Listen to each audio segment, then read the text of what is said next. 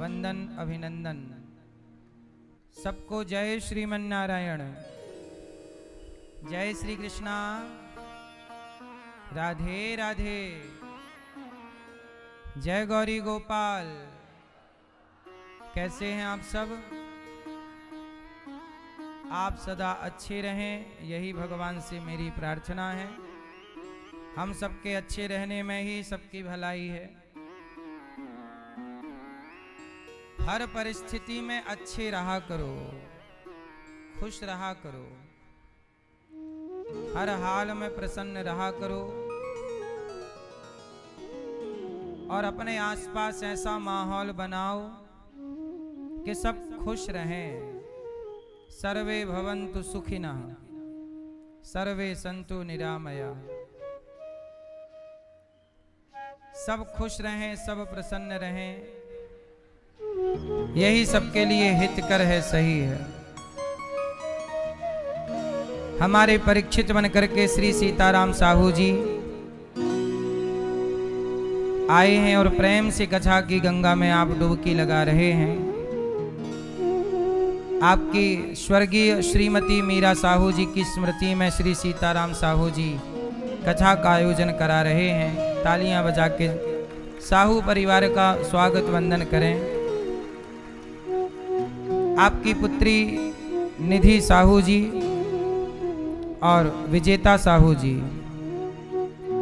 बेटा विकास और पिंकी साहू जी, विशाल नम्रता साहू जी, आशी और वैष्णवी जी, समस्त साहू परिवार आप इंदौर से आए हैं और प्रेम से कथा की गंगा में डुबकी लगा रहे हैं।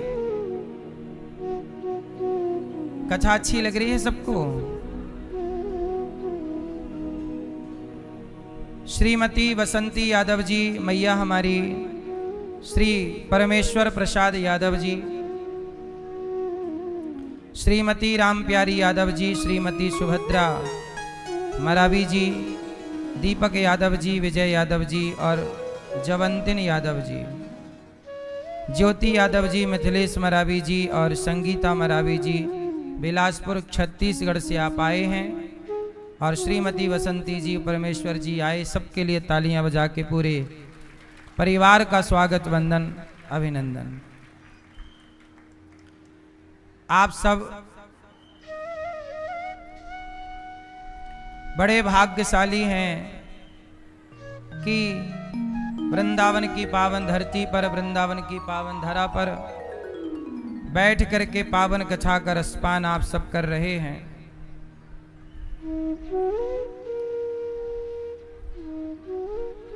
भगवान की ये पावन कथा है जो हम सबके जीवन की व्यथा को समाप्त करती है। कल हम लोगों ने कथा में सुना कि भगवान शिव का विवाह हुआ और वो कैलाश में जाकर विराजे। मैया बोलो राधे राधे। चुप रहो, शांत रहो। भगवान शिव कहाँ विराजे? कैलाश में। पार्वती जी संग हैं। मनु जी महाराज के दो बेटे हुए हैं, प्रियव्रत और उत्तानपाद। उत्तानपाद के पुत्र हुए हैं ध्रुव, जिन्होंने बाल्यकाल में ही भगवान को पा लिया।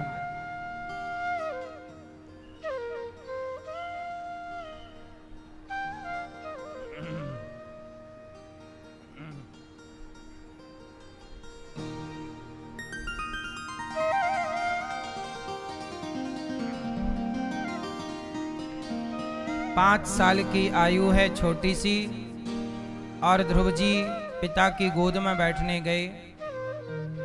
सौतेली माँ ने अपमान कर दिया और ध्रुव जी का अपमान हुआ। तब नारद जी ने मंत्र दिया और ध्रुव जी ने उस मंत्र का जाप करके 5 माह में भगवान को प्राप्त किया। ध्रुव जी राजा बने हैं। भाई को यक्षों ने मारा, ध्रुव जी ने उन्हें मारा। मनु जी ने समझाया, कुबेर जी ने भक्ति का वरदान दिया। मृत्यु के सिर पर पांव रख के ध्रुव जी भगवान के धाम को चले गए। इन्हीं के वंश में भगवान प्रचु हुए हैं। फिर प्राचीन बरही को पुरंजनोपाख्यान की नारद जी ने कथा सुनाई। प्रचु भगवान हुए जिन्होंने पृथ्वी का दोहन किया, और भगवत लीला है ये भगवान की। प्रचु भगवान आए, लीला किए। इसके बाद इन्हीं के वंश में, ध्रुव जी के वंश में आगे प्राचीन बरही को नारद जी ने उपदेश किया। सब भगवत धाम गए। मनु जी के दूसरे बेटे हैं प्रियव्रत, जिनका विवाह विश्वकर्मा की पुत्री वरहेशमती से हुआ, जिनके वंश में भगवान ऋषभ देव जी हुए, और जिनके यहाँ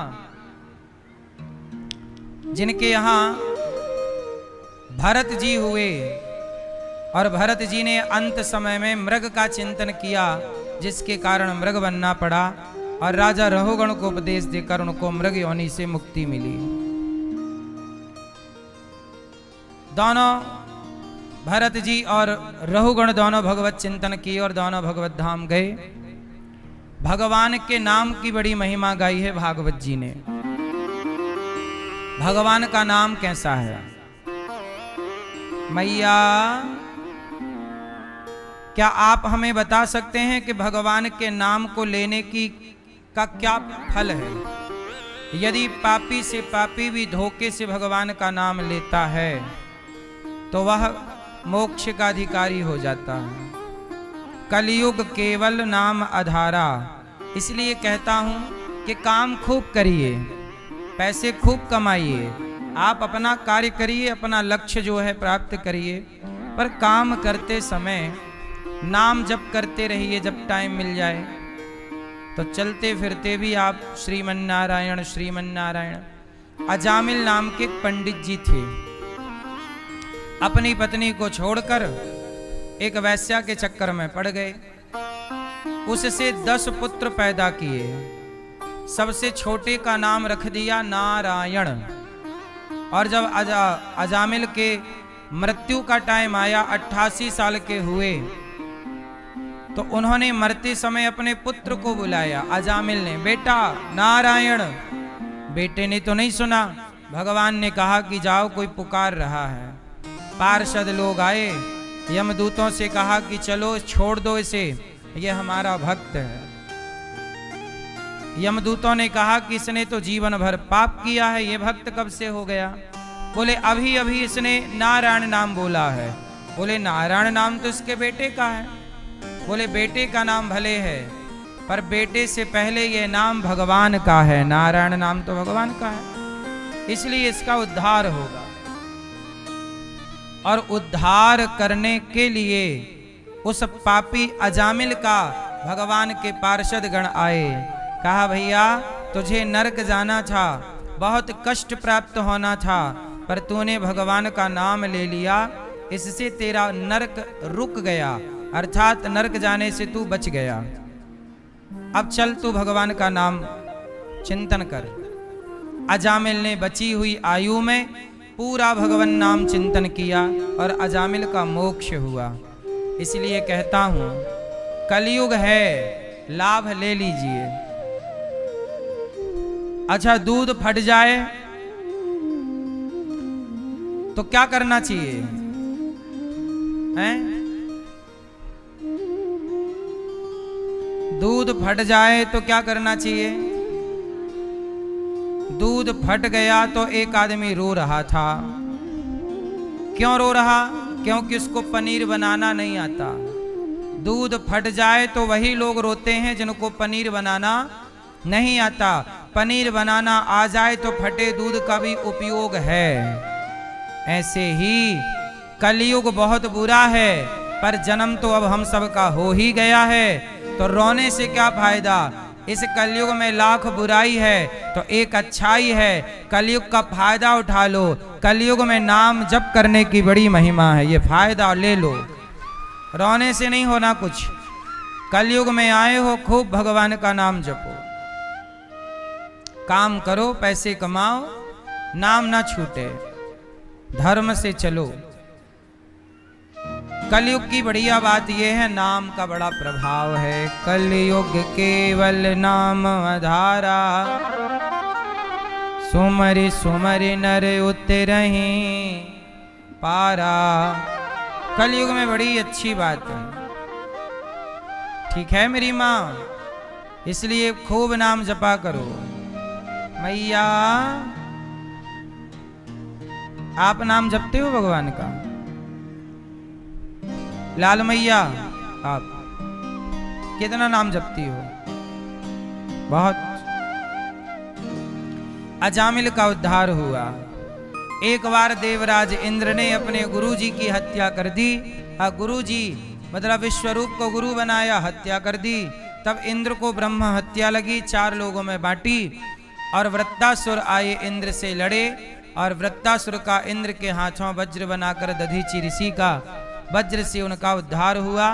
और वृत्तासुर पिछले जन्म में उनके पुण्य के कारण वह राक्षस होकर भी भगवान के बड़े भक्त थे और उन्होंने कहा अहम हरे तब पादैक मूल दासानुदासो भवितास्मि भूया। वृत्तासुर का उद्धार हुआ।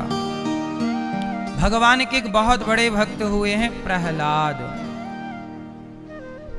क्या नाम था? प्रहलाद किसके पुत्र हैं?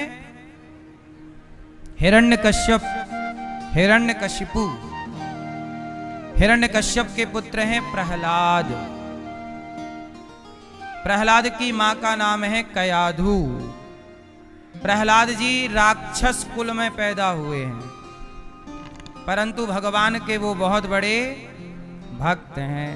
छोटे से हैं 5 साल के, पर भक्ति ऐसी है कि कोई 60 साल का बूढ़ा भी क्या ऐसे भगवान का प्रेम, भगवान से प्रेम करेगा। 5 साल के बच्चे हैं। सुखदेव जी से राजा परीक्षित जी ने कहा कि 5 साल के बच्चे में भगवान के लिए इतना प्रेम आया कहां से? भाई प्रेम आना भी तो चाहिए। क्या आना चाहिए? हाँ, आज के जमाने में लोगों के अंदर प्रेम नहीं है। आजकल क्या नहीं है मेरी मां? प्रेम की बहुत कमी है। आजकल लोग प्रेम नहीं करते। प्रेम के नाम पर केवल दिखावा है। अच्छा प्रेम, अच्छा आप बताओ इस संसार में कौन किससे प्रेम करता है? मैया बताओ। ए मैया, पीली मैया, आप आगे की लाइन में बैठी हो, बताओ इस संसार में कौन किससे प्रेम करता है? दादाजी बताओ, सफेद दाढ़ी मूछ वाले बैठे बैठे। माया से? कौन है ये माया?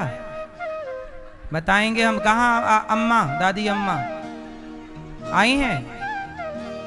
कहाँ हैं मैया? ये माया से प्रेम करते हैं। आपके मतलब आपका नाम क्या है? हैं? बैठो। क्या नाम है? लो, इनका नाम कुछ और ये तो माया से प्रेम करते हैं।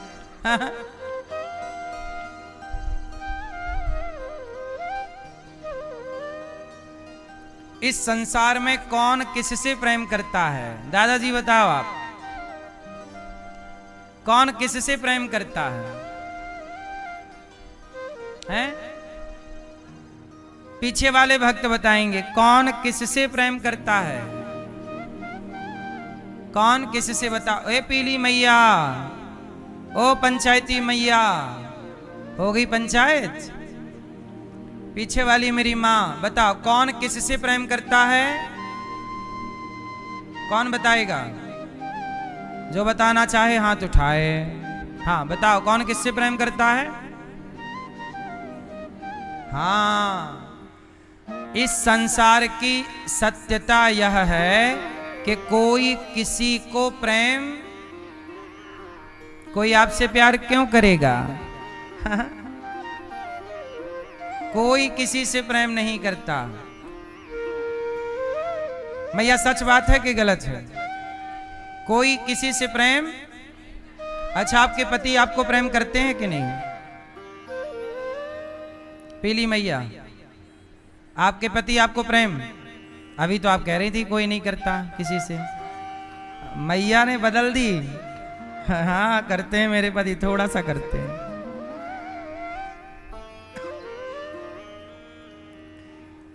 जिसे आप प्रेम कहते हो वो प्रेम नहीं है, वो एक अटैचमेंट है, लगाव। जैसे रहते रहते नहीं मोह हो जाता है। जिसे आप प्रेम कहते हो वो प्रेम नहीं है, वह मोह है। जैसे लोग कुत्ते को रखें साथ में तो रहते रहते कुत्ते से भी मोह हो जाता है, वो प्रेम नहीं है कुत्ते से। भाई कुत्ते से कोई प्रेम नहीं करता, वो रहते रहते मोह है उस कुत्ते से, भाई मेरा कुत्ता। ऐसे रहते रहते आपकी गाड़ी है, अब गाड़ी से थोड़ी कोई प्रेम करता है, लेकिन मेरी गाड़ी है, लोग उसको पहुंचते हैं सब, वो मोह है। क्या है वो?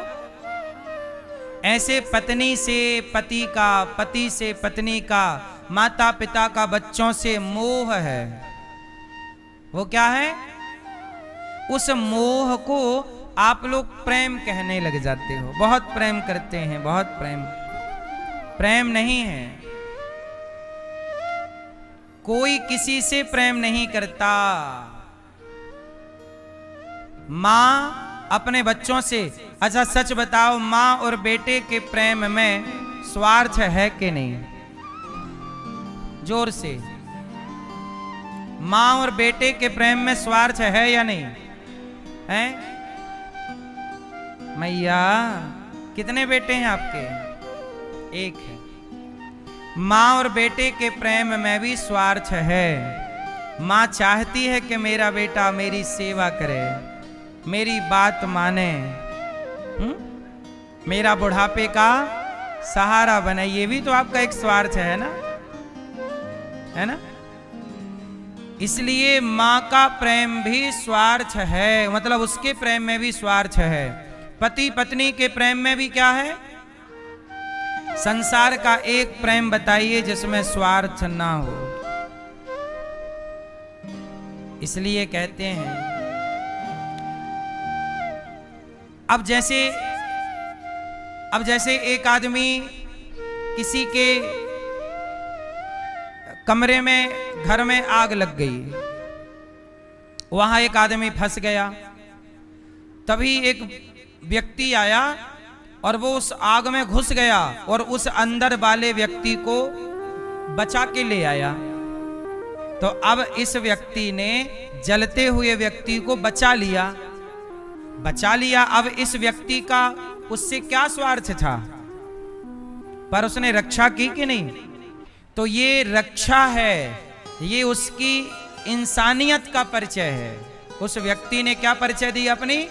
अपनी जान पे खेल कर किसी की रक्षा की। इसका मतलब ये नहीं है कि इस आदमी का उस आदमी से प्रेम था। ये अब कोई पानी में डूब रहा है और आप वहां से गुजर रहे हैं और आपको तैरना आता है और आप बचा सकते हैं, तो आप तुरंत जाएंगे और बच्चे को कोई भी होगा बचा लेंगे। तो आपका उससे प्रेम नहीं है, लेकिन आपने अपनी इंसानियत का परिचय दिया। ये आपका इंसानियत का परिचय है। यहाँ आप पूछ सकते थे मेरे से क्रॉस क्वेश्चन कि बिना स्वार्थ के भी तो वो प्रेम है। वो प्रेम नहीं है, वो तो कोई भी डूबेगा, हम यदि बचा सकते हैं किसी को तो हम बचा ही लेंगे। तो ऐसा है, आप भी बचा ही लेंगे किसी को। तो वो क्या है? वो आपकी जिम्मेदारी है। एक अच्छे इंसान का परिचय है। आप एक अच्छे व्यक्ति हैं, आप एक अच्छे इंसान हैं जो दूसरों के बारे में भी सोचते हैं। लेकिन यहां प्रेम का कोई लेना देना इसलिए कहता हूं कि प्रेम कोई किसी से नहीं करता। जिसे आप प्रेम कहते हो वो मोह है। आप अपने पति से प्रेम करती हो मेरी मां? वो प्रेम नहीं है। पति कुछ ना कमाए, घर में बैठा रहे तो आप चार ताने मारती हो। निठल्ला बैठा रहता है, काम धाम कुछ करता नहीं। फिर तो आप भी तो स्वार्थ से ना, पति कमाए पैसा लाए और काम आपके पूरे करते रहे, साड़ी सोना चांदी देता रहे, आप बहुत अच्छा कहोगी। वो कुछ ना करे, पड़ा रहे, तो फिर देखो, इसलिए लोग कंडीशन के हिसाब से बिहेव करते हैं, परिस्थिति के हिसाब से व्यवहार करते हैं। एक माँ के दो बेटे होंगे, जो बेटा ज्यादा कमाएगा माँ उसकी तरफ ज्यादा खिंची रहेगी, जो नहीं कमाएगा उसकी तरफ थोड़ा कम ध्यान रखेगी। ये होता है और ये आपका कोई कसूर नहीं है, ये प्रकृति का सिस्टम ही ऐसा है। व्यक्ति स्वार्थी हो ही जाता है, कोई भी हो। इसलिए कहता हूं ये संसार हम मेहमानी के लिए पाए हैं, प्रेम के लिए नहीं। प्रेम के योग्य ये जगत नहीं है, प्रेम के योग्य केवल जगन्नाथ हैं, अर्थात भगवान। इसलिए करिए प्रेम तो केवल भगवान से करिए, संसार से प्रेम मत करिए। यदि प्रेम करोगे तो फिर आपको रोना जरूर पड़ेगा। जिससे प्रेम हुआ है वो, अच्छा, प्रेम का रिप्लाई क्या है? प्रेम का रिप्लाई क्या है? आप पत्नी से प्रेम करते हो और पत्नी एक टाइम बाद चली जाती है भगवान के घर, पति चला जाता, फिर आप रोते हो, देखो चले गए। बेटे से प्रेम करते हो, बेटा पड़ोस में घर लेके रहने लग गया, माँ बाप को पूछता नहीं है। तो प्रेम आपने तो किया पर वहां से कोई रिप्लाई नहीं आया। इसलिए हम आपसे एक बात कहें, सुदामा जी ने प्रेम किया भगवान से, तो रिप्लाई आया कि नहीं? क्या आया? क्या रिप्लाई आया? जब सुदामा जी ने प्रभु से प्रेम किया तो रिप्लाई में स्वयं भगवान दौड़ कर आए सुदामा जी के लिए। मेरा मित्र आया है, दौड़ पड़े, भगवान दौड़कर सुदामा को गले लगाते हैं। प्रेम क्या है केवल भगवान समझते हैं। प्रेम क्या है ये दुनिया थोड़ी समझती है। माँ के प्रेम को बच्चे नहीं समझते, माँ के प्रेम को बच्चे समझते तो बच्चे अपने माँओं को वृद्धाश्रम ना भेजते। बोलो हाँ। प्रेम के पारखी जगत में नहीं है। प्रेम की कद्र करने वाले लोग इस संसार में, यदि आप किसी से प्रेम करें भी तो उस प्रेम का मूल्य चुकाने वाला यहां कोई नहीं। प्रेम को समझने वाला यहां कोई, प्रेम को समझने वाले केवल भगवान हैं। मीरा का प्रेम कौन समझा? भगवान। इसलिए जब मीरा द्वारिका गई तो प्रेम में भगवान के लिए तड़प रही हैं, रो रही हैं। तब भगवान का मुंह खुला द्वारिकाधीश का और पूरी की पूरी मीराबाई भगवान के हृदय में समा गई। भगवान से कहा किसी ने कि प्रभु आपने मीरा को अपने हृदय में जगह क्यों दी? भगवान बोले कि वो मेरे से प्रेम करती है और प्रेम का मूल्य केवल मैं चुका सकता हूँ। प्रेम का मूल्य मीरा ने किया तो था प्रेम, जगत ने जहर पिला दिया। किया तो प्रेम था, पिटारी में सांप भेजा था राणा ने। फिर प्रेम की कीमत लोग नहीं समझते। इसलिए मेरी माँ, कोई लड़का कोई लड़की, आजकल लड़का लड़की क्या करते हैं? बोले बहुत प्रेम करते हैं। प्रेम प्रेम प्रेम नहीं होता, सबका अपना स्वार्थ होता है ना मेरी माँ? लड़की, एक लड़का ने एक लड़की को आई लव यू कहा, लड़की को लगा ये लड़का मेरे से प्रेम करता है। अब वो लड़का ने लड़की को आई लव यू कहा, लड़की उसके आई लव यू को प्रेम समझ के चली गई। लड़के ने उस लड़की का शारीरिक शोषण किया, 1 महीने किया, 2 महीने शारीरिक शोषण किया। जब उस लड़के का पेट भर गया तो वो छोड़ के चला गया। प्रेम के नाम पर आजकल बाजार में झांक कर देखना, स्कूल कॉलेज में प्रेम के नाम पर केवल शारीरिक शोषण है कि नहीं? बोलो हाँ कि ना? सही बात है कि गलत बात है? केवल शारीरिक शोषण है बस, ये प्रेम नहीं है। ये प्रेम कैसे हो सकता है मेरी माँ। सुखदेव जी ने कहा कि 5 साल का बालक है प्रहलाद जी, वो भगवान से प्रेम कैसे करने लग गए, क्या हुआ कि प्रेम हो गया। तब उसकी कहानी सुनाई, कथा कि ऐसा है, एक दिन प्रहलाद जी गांव में खेल रहे थे, बालक थे छोटे से, तो वो वहां पे एक कुम्हार और कुम्हारिन जो कि भगवान के बहुत बड़े भक्त थे, घड़ा उन्होंने सुखाया था, भट्टे पे लगा के आग लगा दी। अब घड़े में क्या हुआ था कि बिल्ली ने बच्चों को जन्म दिया। कुम्हार के यहां घड़ा नहीं पकाए जाते, तो पकाने के लिए उन्होंने भट्टा लगा दिया। अब आग लगाने में 2-4 दिन लेट हो गए, रोज जमा रहे हैं इसके ऊपर फिर इसके ऊपर, ऐसे टाइम लगता है। वो दोनों पति पत्नी बूढ़े हो गए थे, तो उनके काम में उनको टाइम बहुत लगता था, तो घड़े बना के सुखा के और पकाने के लिए ना भट्टे पर रख रहे थे कि तभी बिल्ली आई। और बिल्ली वो बिल्कुल बच्चे को जन्म देने की स्थिति में थी, तो बिल्ली को और कोई जगह मिली नहीं, तो भट्टे पे घड़ा का मुंह था बाहर की ओर, तो बिल्ली उस घड़े के अंदर घुस गई और बिल्ली को लगा ये जगह सबसे अच्छी है। अच्छा, बिल्ली को क्या पता था कि इसमें आग लगने वाली है। वो घड़े पे गई और उसने अपने बच्चों को जन्म दे दिया। अब बिल्ली के छोटे छोटे बच्चे हुए। अब तभी क्या हुआ कि कुम्हार ने भट्टे पे आग लगा दी घड़ा पकाने के लिए कि सारे घड़े पक जाएंगे, और लगाई आग। समय था गर्मियों का, आग लगी तो हवा भी गर्मी में चलती ही है, आग बहुत जल्दी ही चारों तरफ फैल गई। और जब आग फैली तो आग से धुआं निकला, गर्मी बढ़ी, तो वो आंच पहुंची घड़े तक, धुआं भी भरने लग गया घड़ों में, आंच भी भरने लग गई।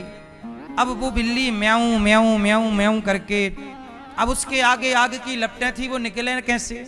तो बेचारी बिल्ली तो जैसे तैसे छलांग मार के दूर खड़ी हो गई, पर दूर खड़ी होकर भी वो बिल्ली उस घड़े की तरफ म्याऊं म्याऊं म्याऊं म्याऊं कर रही है। मतलब उसके बच्चे फंसे हैं, वो समझ गई कि बच्चे जल जाएंगे, माँ तो माँ होती है भले बिल्ली हो। अब तो कुम्हारिन की नजर पड़ी, आवाज में कान में बिल्ली की ध्वनि गई, शब्द गए, म्याऊं म्याऊं म्याऊं। कुम्हारिन समझ गई कि यहाँ पे बिल्ली भी खड़ी है और अंदर से आवाज आ रही है, मतलब घड़े में बिल्ली के बच्चे फंसे हैं। अब तो कुम्हारिन ने आग बुझाने के लिए बाल्टी में पानी भर भर के डाले, पर कहाँ बाल्टी के पानी से इतनी भयंकर आग बुझने को। वो बिल्ली भी वहीं चक्कर लगा रही है।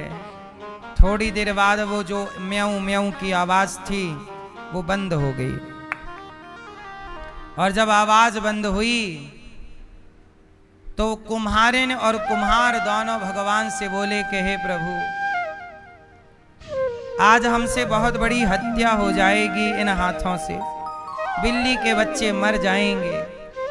प्रभु मारना हो तो हमें मार दीजिए, हमारे माथे ये पाप मत लिखिए कि हम हत्यारे हैं। दोनों पति पत्नी कुम्हार कुम्हारिन बेचारे बड़े भक्त थे, दोनों भगवान के आगे हाथ जोड़कर प्रार्थना कर रहे हैं। बहुत लोगों ने आग बुझाई पर आग बुझी नहीं, आग तो अपने ढंग से जलती रही। सारे घड़े लगभग पकने को आए, घड़े पक गए, लाल हो गए। कुम्हार कुम्हारिन बेचारे जब तक वो आग जलती रही तब तक ना पानी पिया ना भोजन किया, कई दिन बीत गए। घड़े पकने में कोई 1 घंटा थोड़ी लगता, कई दिन के लिए भट्टा जलता है। दोनों खड़े रहे, भगवान का नाम, हे प्रभु बच्चों की रक्षा कीजिए, रक्षा कीजिए। आग थोड़ा शांत हुई, लोगों ने हटाया, घड़े हटाए, इस घड़े पर देखा उस घड़े पर देखा, कोई भी घड़े पर बिल्ली के बच्चे नजर, अब तो जल ही गए होंगे। सबको यही उम्मीद, घड़ा पक गए मतलब सब खत्म, जल गए। पर कुम्हारन को पूरा भरोसा था कि भगवान ने उन बच्चों की रक्षा जरूर की होगी। अच्छा, प्रहलाद जी भी वहीं पर थे, छोटे बच्चे थे, पर ये सारा दृश्य प्रहलाद जी अपनी आंखों से देख रहे थे। जब घड़े हटाए गए, आखिरी जब एक घड़ा बचा उसे उठाया, सीधा किया, तो उस घड़े पर बिल्ली के बच्चे, पके हुए घड़े पर बिल्ली के बच्चे खेल रहे थे घड़े के अंदर। अब कुम्हारिन दौड़े, उस बिल्ली के बच्चे को उठाया, कहा प्रभु आपका बहुत बहुत धन्यवाद। अब प्रहलाद जी ने इस दृश्य को देखा कि गजब हो गया, ऐसे कैसे संभव है कि आग में कोई जले ना। तो प्रहलाद जी आए कुम्हारिन और कुम्हार के पास, हाथ जोड़ के बोले माता आप लोग कौन हो? कुम्हारिन बोले राजकुमार जी हम तो आपके राज्य के, आपके गांव के छोटे से महाराज के नौकर हैं, घड़ा बनाते हैं। तो आप ये बताइए कि ये आग में वो बिल्ली के बच्चे क्यों नहीं जले, ये कैसे संभव है? तब कुम्हारिन ने कहा कि बेटा प्रहलाद, मां के पेट में बच्चा भी तो रहता है, बच्चे को पानी में डाल दो मर जाता है, बच्चे को पानी में डाल दो मर जाता है, पर मां के पेट में, गर्भ में वो पानी की थैली के अंदर ही तो रहता है 9 महीने। क्यों? स्त्री के गर्भ में एक थैली के अंदर पानी भरा रहता है और उस पानी के अंदर ही बच्चा रहता है। सही है कि गलत है? तो जब पानी में बच्चा मर जाता है तो पेट में तो 9 महीने पानी में ही था, मरा क्यों नहीं? तब प्रहलाद जी को कुम्हारिन मां ने बताया कि बेटा परमात्मा भगवान चाहें तो किसी को कहीं मरने नहीं दे सकते, और यदि वो चाहें तो कोई कहीं भी मर सकता है, बिस्तर पर लेटे लेटे मर सकता है, खड़ा खड़ा गिर जाए।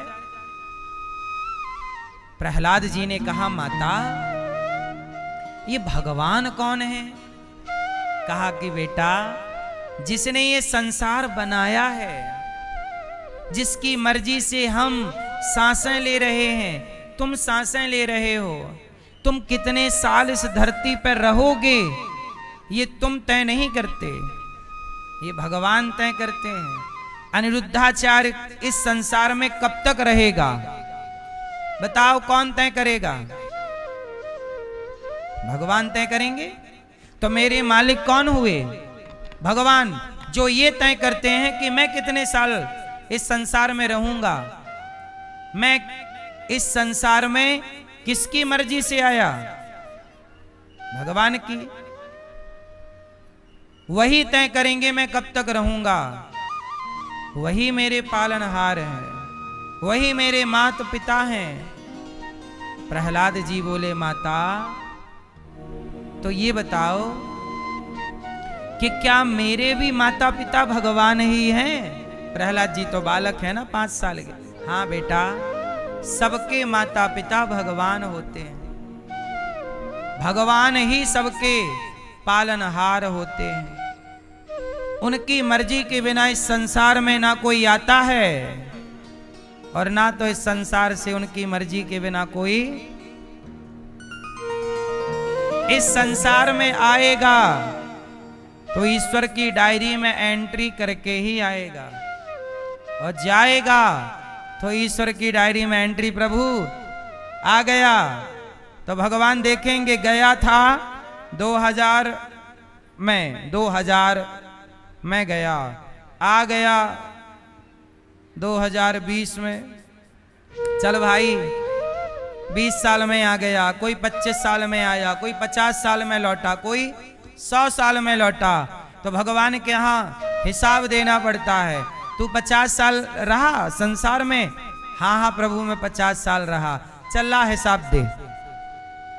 अब जैसे ये अनिरुद्धाचार्य जाएगा तो भगवान मेरे से भी मांगेंगे, चलो भैया आ गए, हाँ प्रभु आ गए, चलो लाओ हिसाब लाओ। तो मैं हिसाब दूंगा भगवान को, प्रभु मैंने अपने जीवन में जो भी आपने उम्र दी 25-50 साल जो भी ईश्वर देंगे, उस उम्र में मैंने क्या क्या किया, मैंने कितना पाप किया, कितना पुण्य किया, कितनों का दिल दुखाया, पूरा हिसाब मुझे किसे देना होगा? पूरा। आप लोग भी अपना हिसाब तैयार रखिएगा मेरी माँ। जो तुम सास से लड़ती हो, जो तुम बहू से लड़ती हो, बेवजह तुम एक दूसरे को गाली देती हो, अपमान करती हो, पत्नी से लड़ते हो, पति से लड़ते हो, कपट करते हो, छल करते हो, ये सब भगवान कहेंगे क्या जरूरत थी? तूने जेठानी के बेटों से कपट किया, देवरानी के बेटों से छल किया, तूने इतने रुपया के लिए उस आदमी को झूठ बोल दिया था, तूने भ्रष्टाचार किया, 100 रुपए लेके तूने उसका काम किया था। ये पूरा हिसाब ईश्वर को देना होगा। फिर भगवान पूछेंगे क्या जरूरत थी ये सब कमा के लाए हो? यही आपकी कमाई है। ये आपकी क्या है भैया? आप झूठ बोलते हो भैया? ये पीछे वाले भैया, सफेद शर्ट के बगल वाले, हाँ बताओ, आप झूठ बोलते हो? बैठे बैठे, खड़े नहीं होना, बैठे। झूठ बोलते हो? छल करते हो? शराब पीते हो? गुटखा, सिगरेट? शादी हो गई? माँ बाप की सेवा करते हो? आप जो जो करते हैं, आपने यदि किसी को धोखा दिया, वो पाप आपका साथ कभी ना छोड़ेगा। ईश्वर की डायरी में सब कुछ नोट रहेगा। भगवान जब मेरे से पूछेंगे अनिरुद्धाचार्य तू क्या करके आया है, तो मैं कहूंगा कि प्रभु मैंने आपका दिया जीवन, मैंने इस जीवन को शराब पीने में, गुटखा खाने में खर्च नहीं किया, मैंने इस जीवन को माताओं की, समाज की सेवा करने में खर्च किया है। बेसहारा माओं का सहारा बनने में, हजारों लोगों की अन्नदान की सेवा में, गायों की सेवा में, विद्यालय बनवाकर बच्चों की शिक्षा में सहयोग किया है, पढ़ाया लिखाया बच्चों को। मरने से पहले मैंने सारे अच्छे काम करना है, क्योंकि यही हिसाब ईश्वर को देना है। अच्छे कर्मों के बल पर हमारी मुक्ति, हमारा मोक्ष तय होता है। इसलिए कहता हूं मेरी मां, हिसाब तो आपको भी देना पड़ेगा। मैया हिसाब चेक करने लग गई मोबाइल में, नहीं?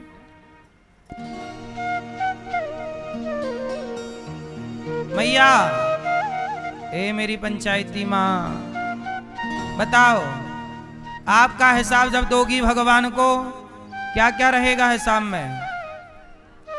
मैया, बहू से लड़ती तो नहीं हो? हैं? बहू को परेशानी करती हो? बहू को सांस लेने देती हो?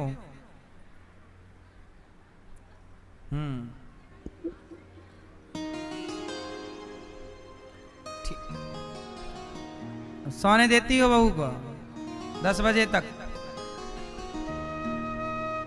सही है।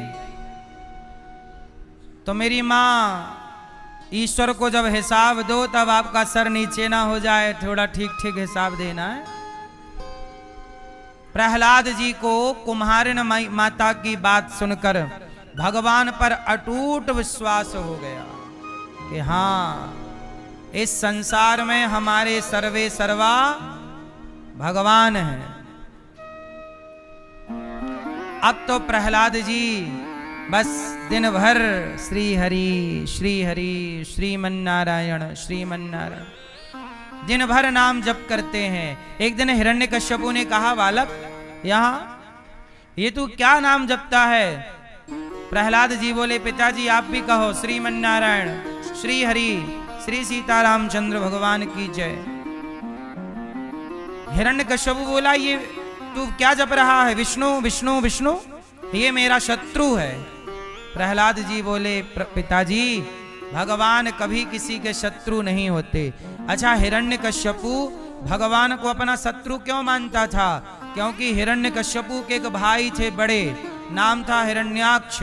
उनको वाराह भगवान ने मार डाला था। पृथ्वी को ले गया तो वाराह भगवान ने पृथ्वी को लाके स्थापित किया और हिरण्याक्ष को मारा।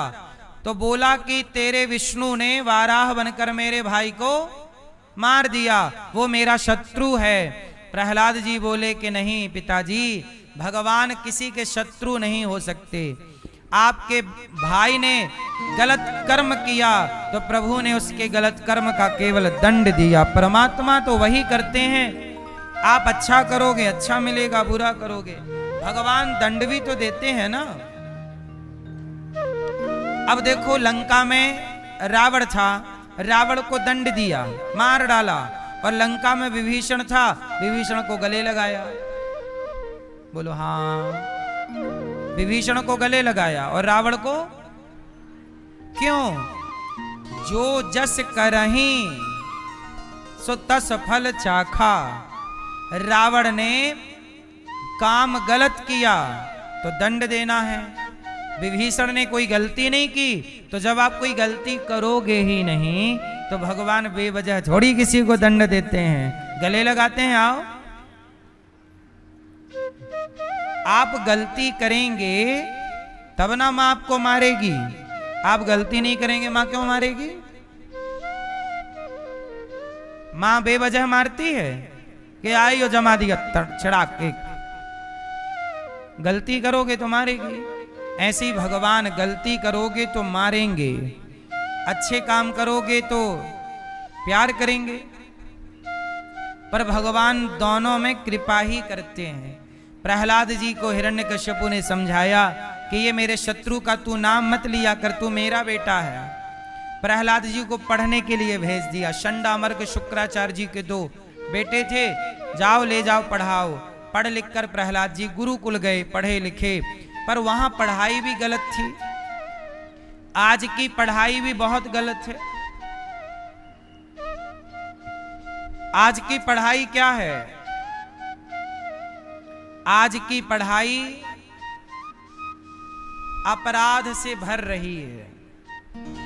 आज के पढ़े लिखे लोग, जिसे आप जैन जी कहते हैं, युवा कहते हैं, आज के युवा, पढ़े लिखे युवा अपराध करने लग गए। सब नहीं कुछ।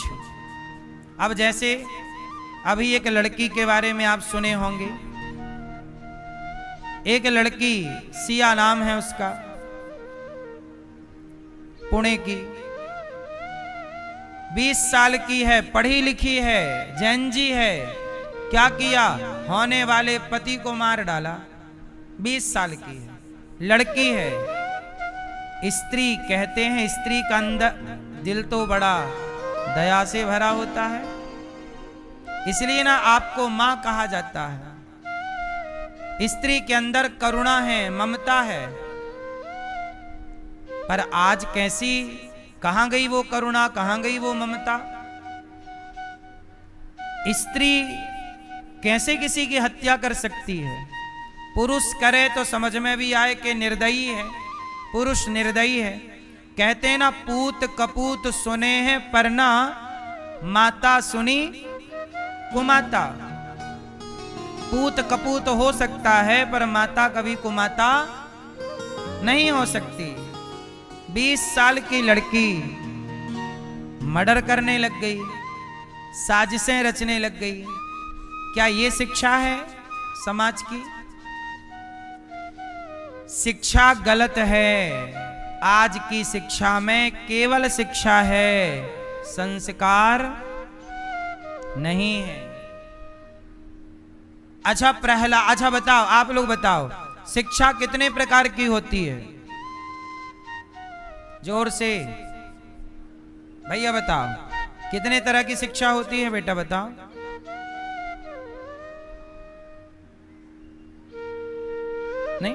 नहीं बताओगे? कितने तरह की शिक्षा होती है?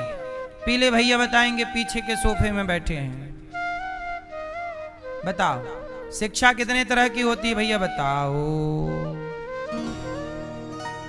आप बैठे बैठे बताओ, जल्दी बताओ। शिक्षा कितने तरह की होती है?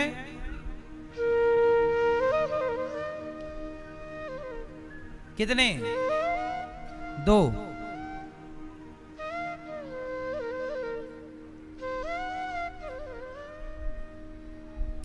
शिक्षा होती है 4 तरह की। ध्यान से सुनना। शिक्षा कितने प्रकार की होती है? शिक्षा 4 तरह की होती है। पहली शिक्षा है धर्म की, दूसरी शिक्षा है अर्थ की, तीसरी शिक्षा है काम की, और चौथी शिक्षा है मोक्ष की। आओ इसे विस्तार से समझाता हूं। पहली शिक्षा है धर्म की। बच्चों को सबसे पहले धर्म का पाठ पढ़ाओ। किसका पाठ? जोर से, जोर से। धर्म का। धर्म का ज्ञान डॉक्टर को भी होना चाहिए, धर्म का ज्ञान इंजीनियर को भी होना चाहिए, धर्म का ज्ञान जज को भी होना चाहिए। बताओ कौन सा विद्वान किस फील्ड में धर्म का ज्ञान नहीं होना चाहिए? धर्म का ज्ञान, धर्म सबको ही जाने कि क्या करना अब बताओ, क्या झूठ बोलना धर्म है? क्या मुर्दे को भर्ती कर लेना धर्म है? पर बहुत सारे डॉक्टर ऐसे हैं जो मुर्दे को भी भर्ती कर लेते हैं। ये डॉक्टर तो बन गए पढ़ लिख कर, पर संस्कार नहीं है।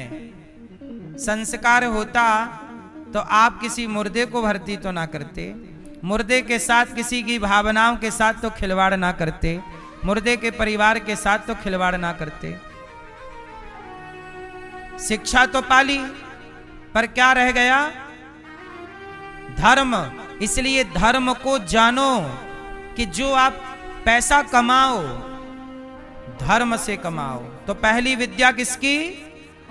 धर्म की। फिर दूसरी अर्थ। धर्म के हिसाब से अर्थ कमाओ, पैसा कमाओ, पर कैसे कमाओ? धर्म से कमाओ। चोरी करके ना कमाओ, बेईमानी भ्रष्टाचार से ना कमाओ, मुर्दे को भर्ती करके ना कमाओ। हमारे देश के इंजीनियर पुल बनाते हैं, 2-3 साल बाद पुल गिर जाता है। पुल नहीं गिर जाता। 1000 करोड़ रुपया लगा, 500 करोड़ लगा। कैसे इंजीनियर हो तुम?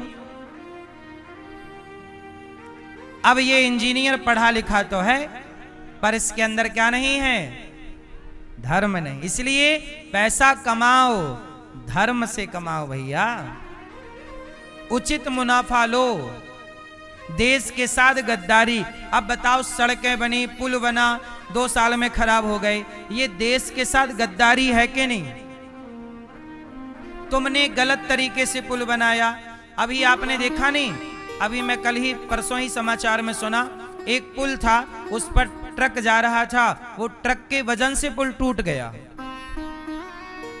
ये इंजीनियरिंग है। और वहां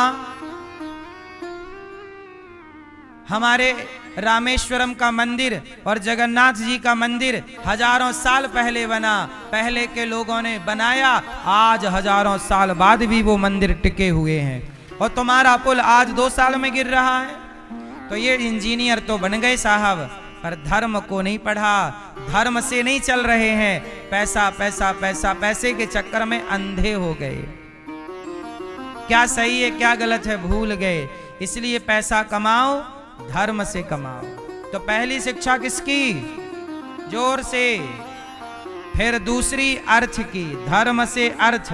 और जब अर्थ आएगा तो तीसरी काम, कामनाओं की पूर्ति करो, अपनी इच्छाओं की पूर्ति करो। और जब इच्छाओं की पूर्ति होगी तो आप अपने आप मोक्ष के अधिकारी हो जाओगे। तो धर्म, अर्थ, काम और। लेकिन वर्तमान समय में जो शिक्षा है वो केवल अर्थ और काम की शिक्षा है। आजकल लोग पढ़ते किसके लिए हैं? उत्तर दो। आजकल लोग पढ़ते हैं केवल अर्थ कमाने के लिए, पैसा कमाने के लिए। पैसा कमाएंगे और अपनी कामनाओं को पूरा करेंगे। बस आजकल की विद्या